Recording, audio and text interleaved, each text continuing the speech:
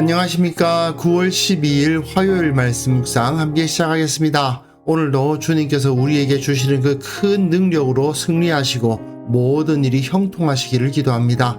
오늘 본문은 이사야서 20장입니다. 1절에서부터 6절까지고요. 지난주 토요일부터 애굽에 대해서 이야기를 하고 있는데 오늘 본문이 애굽에 대한 이야기의 결론입니다. 애굽을 의지하려고 했던 블레셋에게 어떤 일이 있었고 또 이사야가 저 애굽이 나중에 어떻게 될 것이다 라는 것을 예언하는 부분인데요. 우리가 이것을 보면서 우리가 정말 의지해야 할 것이 무엇인지 확인하는 시간이 되었으면 좋겠습니다. 그럼 먼저 말씀 보시겠습니다. 아수리의 사르곤 왕이 다르단을 아스돗으로 보내매 그가 와서 아스돗을 쳐서 취하던 해니라. 그때 여호와께서 아모스의 아들 이사야에게 말씀하여 이르시되 갈지어다 내 허리에서 배를 끄르고 내 발에서 신을 벗을지니라 하심에 그가 그대로 하여 벗은 몸과 벗은 발로 다니니라. 여호와께서 이르시되 나의 종 이사야가 3년 동안 벗은 몸과 벗은 발로 다니며 애굽과 구스에 대하여 징조와 예표가 되었느니라. 이와 같이 애굽의 포로와 구스에 사로잡힌 자가 아수르 왕에게 끌려갈 때에 젊은 자나 늙은 자가 다 벗은 몸과 벗은 발로 볼기까지 드러내어 애굽의 수치를 보이리니 그들이 바라던 구스와 자랑하던 애굽으로 말미암아 그들이 놀라고 부끄러워할 것이라. 그날에 이 해변 주민이 말하기를 우리가 믿던 나라 곧 우리가 아수르 왕에게서 벗어나기를 바라고 달려가서 도움을 구하던 나라가 이같이 되었은즉 우리가 어찌 능히 피하리오 하리라.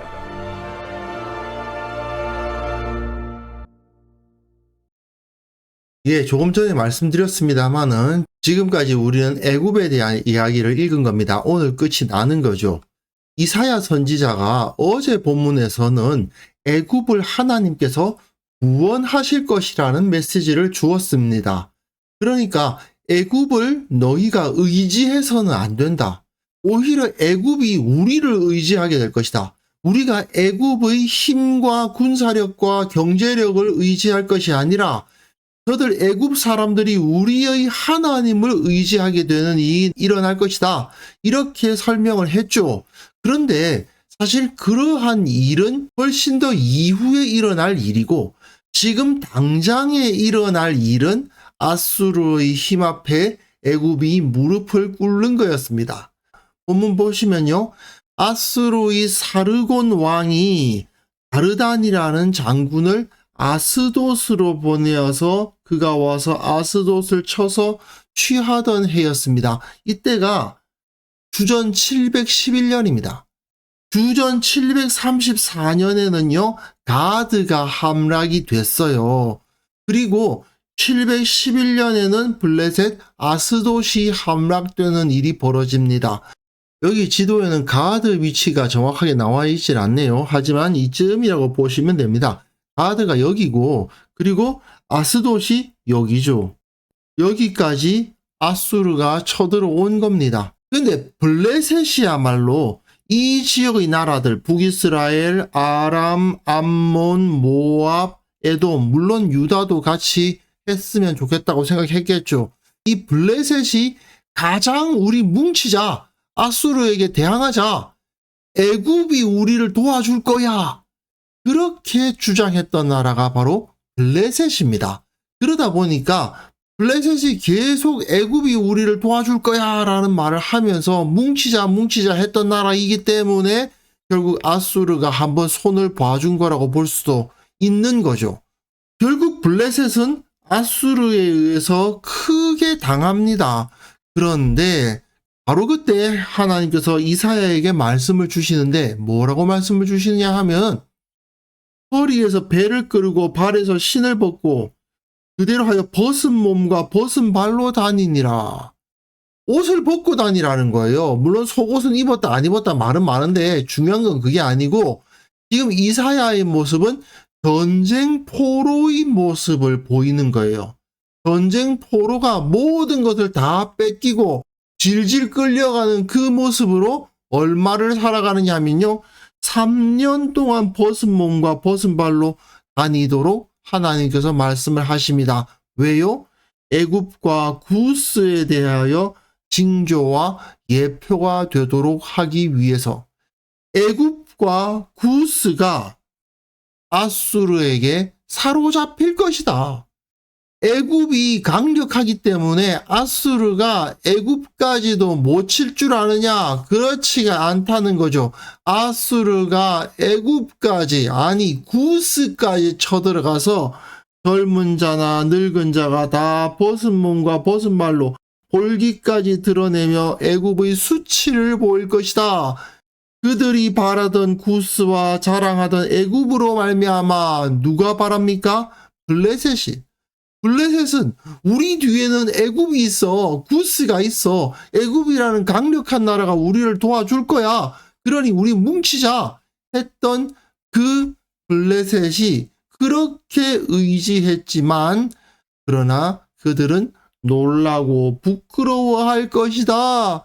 이렇게 이사야가 예언을 합니다. 실제로 주전 673년에 711년에 블레셋의 아스돗이 함락됐는데 673년에 에살핫돈이라는 아수르의 왕이 애굽을 침공했어요. 이때는 실패해요. 그냥 돌아가는데 바로 2년 후에 2차 침공해가지고 애굽의 수도 멤피스를 함락해버립니다. 그리고 664년 이 에살핫돈의 아들인 유명한 왕 아슈르바니팔, 에스더서 4장 10절에는 오스납발이라고 해놨는데요.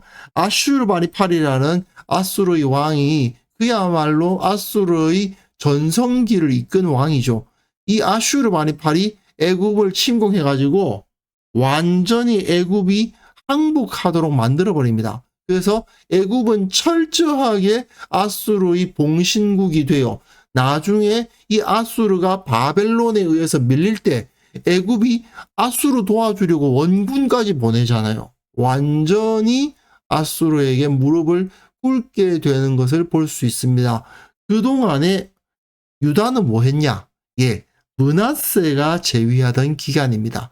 히스기야의 아들이죠. 히스기야는 끝까지 아수르에게 저항했지만 그 아들 므낫세는 그야말로 자기 할아버지 아하스처럼 완전히 아수르의 개가 되어가지고 아수르를 철저히 섬겼습니다. 그런데 그 기간이 687년부터 642년이 므낫세 재위 기간이거든요. 이때 아닙니까? 아수르가 애굽을 짓밟는 것을 보고 있는 기간 아닙니까? 그러니 므낫세는 아수르에게 대항할 생각 자체는 아예 꿈도 못 꿨던 왕인 거죠. 여하튼 이렇게 구스와 애굽으로 말미암아 그들이 놀라고 부끄러워할 것이다. 블레셋이 놀라고 부끄러워할 일이 있을 것이다. 이렇게 이사야는 말하고 있습니다. 그러면서 그날의 이 해변 주민이 말하기를, 해변 주민 블레셋을 말하는 거죠. 우리가 믿던 나라, 우리가 아수르 왕에서 벗어나기를 바라고 달려가서 도움을 구하던 나라 애굽이 이같이 되었은즉 우리가 어찌 능히 피하리요 하리라. 우리가 아수르를 피할 수가 없구나. 우리가 아수르에서 벗어날 수 없구나 하고 절망할 것이다. 그 말이죠.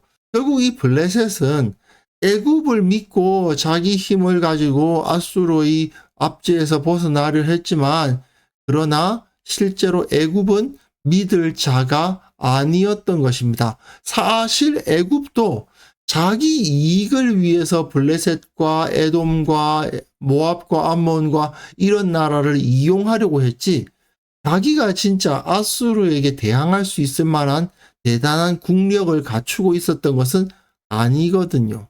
이렇게 애굽이라는 나라, 전통적인 강자, 큰 영토를 가지고 있고 뛰어난 경제력을 가지고 있지만 그들을 의지할 수 없다는 것을 이 이사야의 말씀을 통해서 배울 수가 있는데요.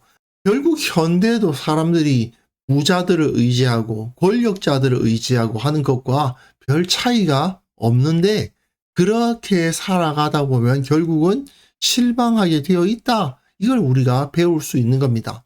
사람들은 참 믿을 수 없고 의뢰할 수 없는 것, 그 겉모양이 좀 크고 풍성하고 화려해 보이면 그걸 그냥 의뢰하려고 하는 어리석은 모습을 보이는 경우가 많습니다. 교회에서도 그런 경우 있지 않습니까? 하나님을 믿고 의뢰합시다. 그러면 그건 그냥 지나가는 말이에요.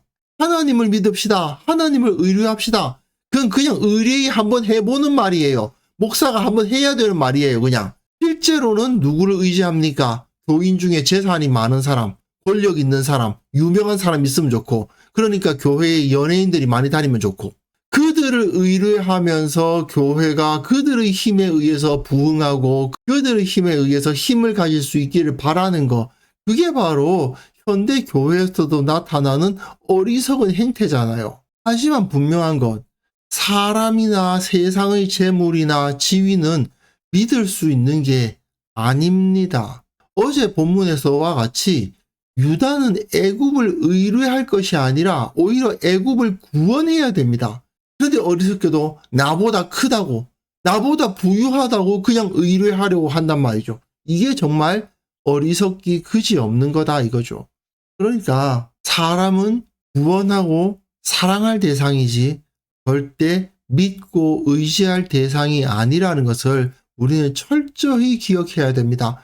사람을 믿고 의지하면 문제가 해결될 것처럼 보이지만 사실은 오히려 더 커진다는 것을 우리는 온전히 깨달아야만 될 것입니다.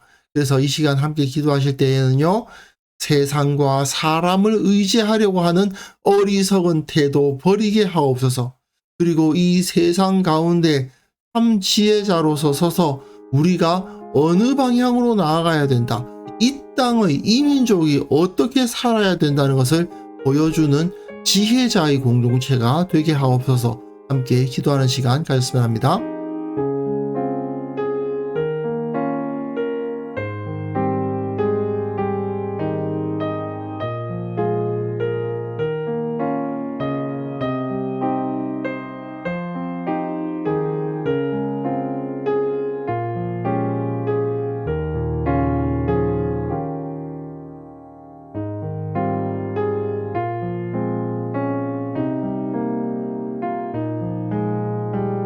하나님 아버지, 세상과 사람을 의지하는 어리석은 태도들 다 버리게 하시고 주님을 의뢰하는 것이 믿음의 사람이라는 것을 다시 한번 확인하게 하여 주옵소서. 살아계신 주님을 의뢰하고 주님만을 붙들고 살아가는 우리 모두가 되게 하여 주시고, 세상과 사람은 우리가 의뢰할 대상이 아니라 구원하고 사랑해야 할 대상임을 다시 한번 철저히 깨닫게 하여 주옵소서. 주님, 한국 교회를 불쌍히 여겨 주셔서 이 세상 앞에서 이 나라와 이 민족이 어디로 가야 하는지를 보여주는 지혜자의 공동체가 되어야만 되겠사오니, 주님, 한국 교회에게 성령을 부어주시고 우리가 이렇게 가야 된다, 저것이 옳고 이것이 진리고 사람은 이렇게 살아야 된다는 것을 가르칠 수 있는 그러한 앞선 자들의 공동체로 다시 설 수 있도록, 정말 이사야와 같은 선지자의 모습으로 이 교회가 설 수 있기를 원하오니 주여 은혜 베풀어 주옵소서. 아버지, 오늘 하루 내가 내 옆에 있는 사람들에게 이렇게 지혜자의 모습으로서 서기를 원합니다.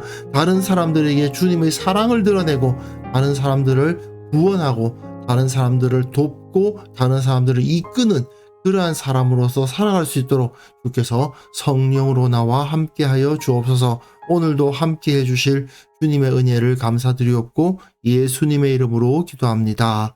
아멘.